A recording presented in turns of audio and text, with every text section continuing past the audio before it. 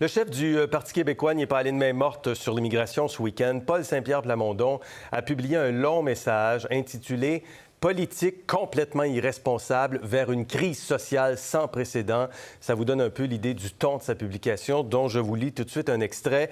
L'effet conjugué des seuils astronomiques du fédéral, de modification des règles aux aéroports pour faciliter les demandes d'asile et de la mollesse de la CAQ nous entraîne dans des perturbations sociales qui sont déjà amorcées et qui ne peuvent que s'aggraver au cours des prochaines années. Crise du logement, crise du français, crise au niveau des services essentiels.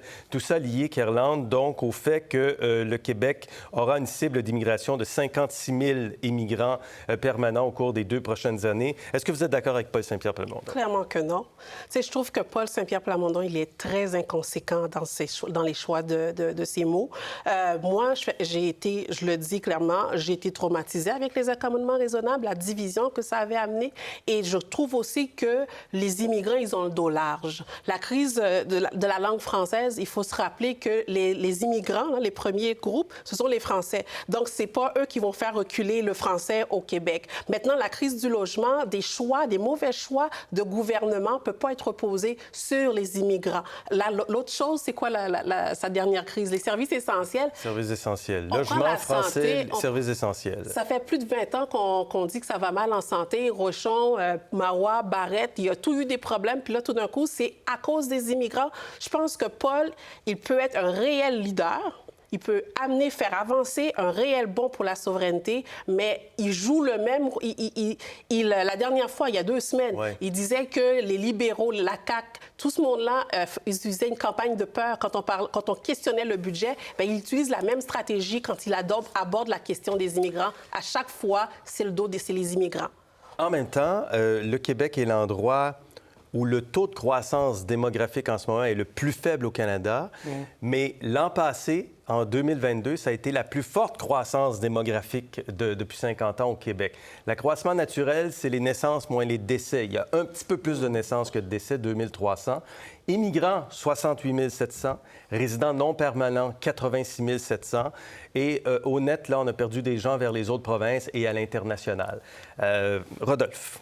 Bien, écoutez, moi, je pense que c'est un message tout à fait politique. Il doit se différencier de François Legault. Il ne faut pas oublier qu'il veut aller chercher des votes à la CAQ. Donc, c'est pour ça que c'est un message politique. Il doit aussi attaquer le fédéral. Ça veut dire, c'est vrai que les chiffres du fédéral sont énormes par rapport, si on regarde les 10 dernières années. Moi, je me souviens qu'on a quitté le gouvernement, on était à 250 000 immigrants à peu près. Maintenant, on est à 500 000, donc ça a presque doublé en 8 ans. Et d'un autre côté, il doit faire un cap pour la souveraineté. Donc, moi, je ne suis pas d'accord avec ce qu'il a dit, mais je vois pourquoi, politiquement, quel genre d'électeurs il va aller chercher spécifiquement à la CAQ. Jacques. Oui. Non, probablement qu'il y a un positionnement stratégique, mais en même temps, il y a des conséquences à un positionnement stratégique. Moi, j'aime mieux la modération dans le débat sur l'immigration, et je rejoins Kirland là-dessus. Moi, je trouve que l'immigration a souvent le dos large. J'ai vécu une époque où le taux de chômage était à 10, 12, 15 % et la problématique, c'était l'immigration. Il ne fallait pas faire rentrer les immigrants parce qu'il n'y avait pas d'emploi pour les Canadiens, les Canadiennes, les Québécois et Québécoises. Là, il y a pénurie de main-d'œuvre. Le patronat et les syndicats font pression pour augmenter les seuils parce que 1 million au moins de postes là, à combler au cours des 10 prochaines années au Québec, ça a des conséquences économiques, ça, quand même importantes. Oui, mais 860 000 habitations supplémentaires à construire bien sûr. Pour ramener l'abordabilité. Mais quand je dis que j'aime davantage de modération dans le débat, c'est à ça qu'on doit s'attaquer. Comment on construit dans les prochaines années du logement abordable et du logement social? Donc, après ça, on peut faire un débat sur c'est du 50, c'est du 60, mais honnêtement, M. Legault, avec 56 000 immigrants, nous entraîne vers une crise sociale, mais que la position du Parti québécois à 25-30 000 nous éviterait la crise sociale. Bien là, je ne vois pas en quoi les 20 000, surtout qu'à côté, il y en a des centaines de milliers qui sont des immigrants temporaires. 471 000 immigrants temporaires. Les études ont déjà démontré que la deuxième génération d'immigrants, là, la langue maternelle de départ, en général, ils l'oublient. OK? Ou bien ils l'utilisent peu. Donc, c'est pas, encore une fois, je veux juste revenir sur le fait que c'est pas aux immigrants le déclin de la langue française, ça n'a rien à voir. Je dis pas que ça n'a rien à voir. Est-ce que le Parti québécois a l'air anti-immigrant?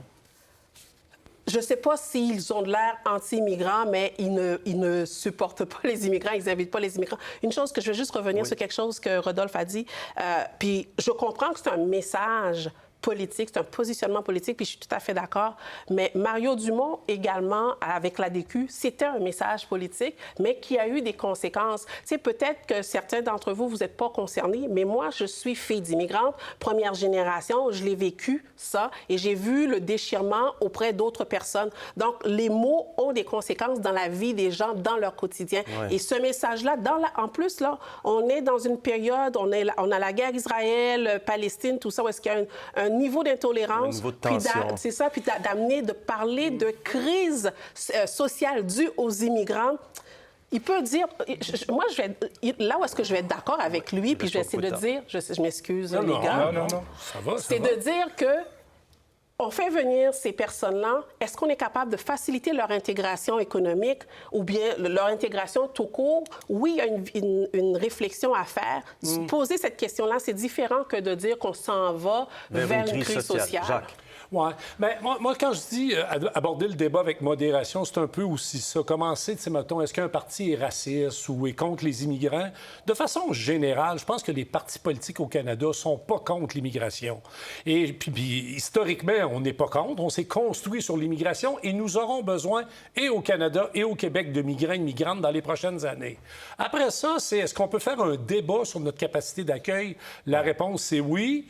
Mais à la question précise de la crise sociale en fonction d'un seuil d'immigration qui n'est pas à la hauteur de 30 000, mais qui est à la hauteur de 56 000, là, je me questionne un peu sur la rhétorique. Non, mais je le vois juste politiquement. C'est comme le budget de l'an 1. Le budget de l'an 1, il a mis François Legault devenir capitaine Canada et défendre le fédéralisme. Là, il est en train de le mettre où il met François Legault qui doit dire on veut plus d'immigrants et défendre l'immigration pour un chef nationaliste. C'est le même positionnement que Paul Saint-Pierre Plamondon sur l'immigration, parce qu'il force à François Legault à prendre position en fonction de sa position. Je comprends, mais il y a des conséquences. Oui, effectivement. Que M. Legault porte le chandail de M. Canada, ça n'a pas de conséquences sur personne. Non, mais... Le débat sur l'immigration, lui, est plus sensible. Absolument, merci. Vous êtes passionnant et on se retrouve dans les prochains jours. Merci à vous trois. Merci. Merci, Gérald. Pour voir nos émissions en entier, rendez-vous sur la chaîne Ici RDI.